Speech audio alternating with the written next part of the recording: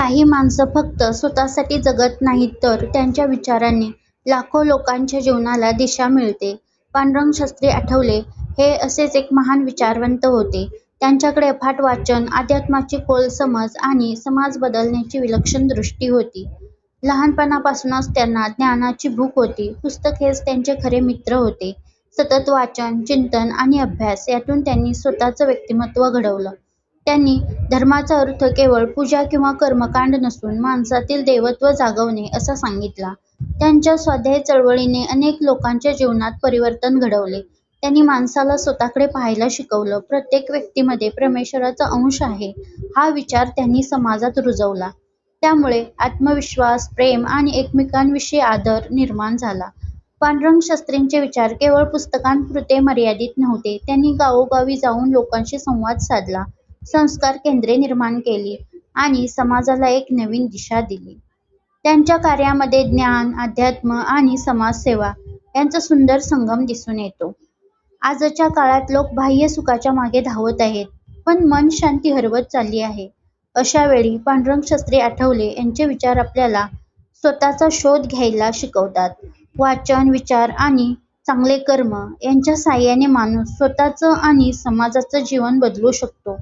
पांडुरंग शास्त्री एक संत नव्हे तर समाज घडवणाऱ्या युगपुरुषाचं उदाहरण होते. पांडुरंग शास्त्री आठवले यांनी अध्यात्म केवळ श्रद्धेपुरते मर्यादित ठेवले नाही, तर त्यामागील तत्त्वज्ञान समाजासमोर मांडले. त्यांनी प्रत्येक धार्मिक परंपरेमागील उद्देश समजावून सांगण्याचा प्रयत्न केला. त्यामुळे धर्म हा अंधश्रद्धा नसून जीवन समृद्ध करणारा विचार आहे हे लोकांना समजले. मुंज का करावी, जानवे का घालावे, तुळशीमाळ का धारण करावी, रुद्राक्षाचे महत्त्व काय, अशा अनेक प्रश्नांना त्यांनी अभ्यासपूर्ण उत्तरे दिली. त्यांच्या मते भारतीय संस्कृतीतील प्रत्येक परंपरेमागे आत्मशुद्धी, शिस्त, संयम आणि मनाला योग्य दिशा देण्याचा उद्देश आहे. मुंज म्हणजे केवळ एक धार्मिक विधी नसून ज्ञान आणि जबाबदारीच्या मार्गावर टाकलेले पहिले पाऊल आहे. जानवे हे फक्त धागा नसून आपल्या कर्तव्याची सतत आठवण करून देणारे प्रतीक आहे. तुळशीमाळ भक्ती, सात्विकता आणि मन स्थिर ठेवण्यास आणि आध्यात्मिक साधनेत एकाग्रता वाढण्यास सहाय्य करणारी मानली गेली. पांडुरंग शास्त्री यांनी धर्माला भीती किंवा कर्मकांडामध्ये अडकवले नाही. त्यांनी अध्यात्माला विचार, अनुभव आणि आचरणाशी जोडले. त्यांच्या तत्त्वज्ञानामुळे अनेक लोक धर्माकडे नव्या दृष्टीने पाहू लागले. त्यांचे विचार आजही माणसाला स्वतःचा शोध घ्यायला, संस्कृती समजून घ्यायला आणि जीवन अधिक अर्थपूर्ण बनवायला प्रेरणा देतात. पांडुरंग शास्त्री यांनी भारतीय संस्कृतीतील परंपरांकडे केवळ धार्मिक विधी म्हणून पाहिले नाही, तर त्या मानवी जीवनाला जागृत ठेवणाऱ्या प्रतिकात्मक साधना आहेत असे सांगितले. त्यांच्या मते जानवे घालणे म्हणजे फक्त एक धार्मिक ओळख नसून मी भक्त आहे, माझ्यावर जबाबदारी आहे याची सतत जाणीव ठेवणे होय. शरीरावर असलेले जानवे माणसाला आपल्या कर्तव्याची आठवण करून देते. तसेच तुळशीची माळ किंवा रुद्राक्ष धारण करण्यामागे त्यांनी सुंदर विचार मांडला. जोपर्यंत ती माळ किंवा रुद्राक्ष शरीराला जाणवत राहतात तोपर्यंत माणूस स्वतःच्या विचारांबद्दल, आचरणाबद्दल आणि जबाबदाऱ्यांबद्दल जागरूक राहतो. ही कोणतीही सक्ती नाही किंवा बंधनही नाही, ते फक्त स्वतःला योग्य मार्गावर ठेवण्याची अंतर्मनाला दिलेली आठवण आहे. मुंज संस्काराबद्दल त्यांनी अतिशय अर्थपूर्ण विचार मांडले. त्यांच्या मते मुंज म्हणजे केवळ धार्मिक विधी नाही, तर आता तुझा ज्ञानाचा प्रवास सुरू होत आहे याची जाणीव करून देणारा संस्कार आहे. बालपणातून तारुण्याकडे जाताना जबाबदारीचे पहिले पाऊल टाकण्याची मानसिक तयारी या संस्कारातून घडविली जाते. पांडुरंग शास्त्री यांनी अध्यात्माला जागृतीशी जोडले. त्यांनी सांगितले की भारतीय संस्कृतीतील अनेक परंपरा या माणसाला शिस्त, आत्मभान आणि कर्तव्याची भावना देण्यासाठी निर्माण झाल्या आहेत. त्यामुळे धर्म हा भीतीचा विषय नसून सजग आणि जबाबदार जीवन जगण्याची प्रेरणा आहे. पांडुरंग शास्त्री आठवले यांनी मूर्तिपूजेकडे अतिशय संतुलित आणि तत्त्वज्ञानात्मक दृष्टीने पाहिले. त्यांच्या मते परमात्मा निर्गुण आणि निराकार असला तरी सामान्य माणसांसाठी त्या अनंत शक्तीचा अनुभव घेणे सहज शक्य नसते. म्हणूनच सगुण रूप ही साधनेची पहिली पायरी ठरते. ते सांगतात की माणूस ज्या गोष्टीला पाहू शकतो, अनुभवू शकतो त्याच्याशी अधिक सहज जोडला जातो. म्हणून मूर्ती ही अंतिम सत्य नसून त्या अंतिम सत्याकडे नेणारा एक पूल आहे. त्यांच्या विचारानुसार जर माणसाला सगुण रूपात देव पाहण्याची सवयच नसेल तर तो पुढे संपूर्ण विश्वात परमात्म्याचे अस्तित्व अनुभवण्यासाठी तयार होऊ शकणार नाही. मूर्तिपूजा मनाला एकाग्र करते, भक्तीची भावना जागृत करते आणि हळूहळू देव फक्त मंदिरात नाही तर प्रत्येक जीवात आणि संपूर्ण सृष्टीत आहे या व्यापक जाणीवेकडे घेऊन जाते. म्हणून त्यांनी मूर्तिपूजेला अंधश्रद्धा म्हणून नाकारले नाही, तर ती आध्यात्मिक प्रवासाची सुरुवात मानली. सगुणातून निर्गुणाकडे जाण्याचा मार्ग म्हणून त्यांनी तिचा अर्थ स्पष्ट केला. हा विचार भारतीय अध्यात्मातील मोठे तत्त्व सांगतो.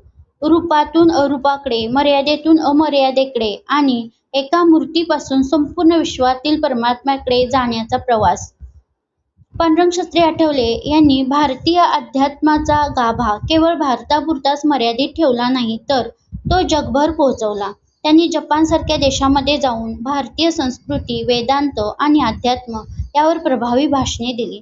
त्यांच्या विचारांमध्ये केवळ धर्म नव्हता, तर मानवता, आत्मजागृती आणि जीवन जगण्याची दिशा होती. त्यामुळे परदेशातील लोकही त्यांच्या तत्त्वज्ञानाने प्रभावित झाले.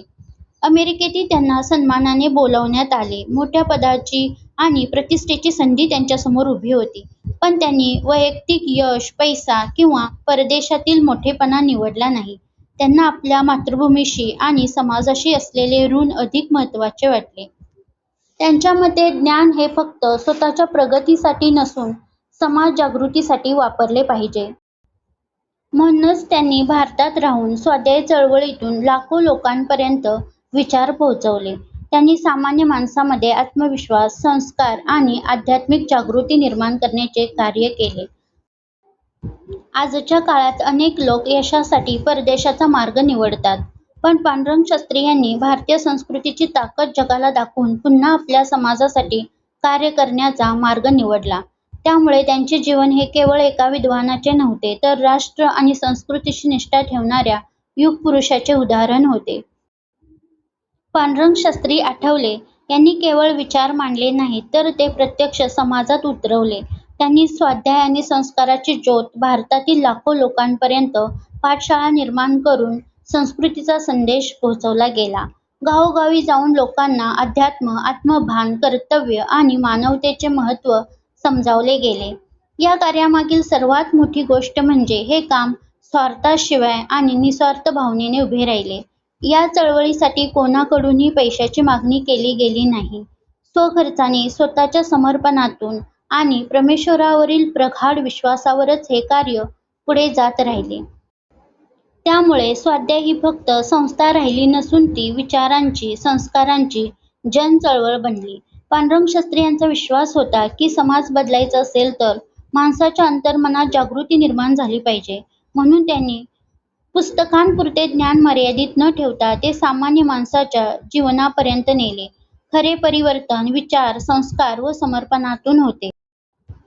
पांडुरंग शास्त्री आठवले यांची परमेश्वरावर अतूट श्रद्धा होती, पण त्यांची श्रद्धा केवळ शब्दांमध्ये किंवा विधींमध्ये मर्यादित नव्हती. ती त्यांच्या संपूर्ण जीवनकार्यामध्ये दिसून येत होती. त्यांना विश्वास होता की माणूस निस्वार्थ भावनेने योग्य कर्म करीत राहिला तर परमेश्वर योग्य मार्ग नक्कीच निर्माण करतो. त्यांच्या कार्यामध्ये एक विलक्षण शांती, विश्वास दिसतो. परमेश्वर सर्व नीट करेल ही भावना त्यांना कोणत्याही अडचणीत खचू देत नव्हती.